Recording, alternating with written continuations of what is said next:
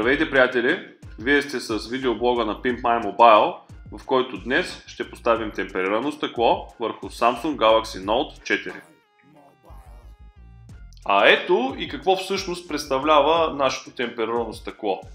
Това е един екран протектор от високотехнологично закалено стъкло с дебелина 0,33 от мм, снабдено с малко стикерче, което показва от коя страна трябва да обелите предпазното фолио, за да може да поставите върху екрана.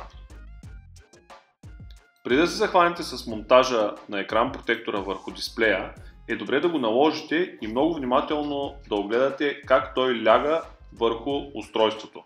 Ще ви направи впечатление, че има изрязвания за всички функционалности като камера, говорител и бутон. Основно внимание трябва да обърнете върху почистването на дисплея преди старта на монтажа.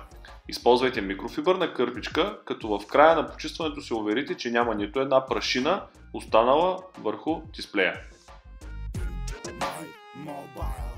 Поставете устройството в удобна позиция за монтаж.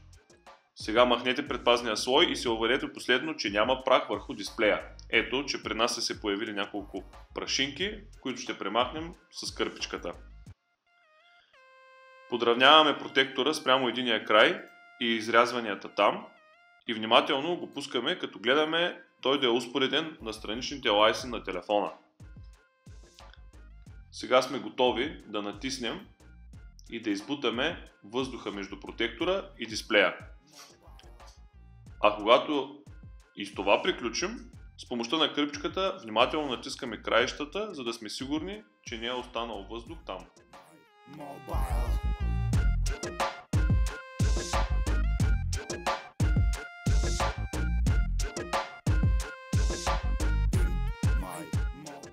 Може да се каже, че сме напълно готови с поставянето на екран протектора, финални почиствания и ето, че той е готов. Ако искате да гледате и други интересни клипове като този или да получите повече информация за мобилните устройства, посетете ни в YouTube, Facebook и на pmm.bg.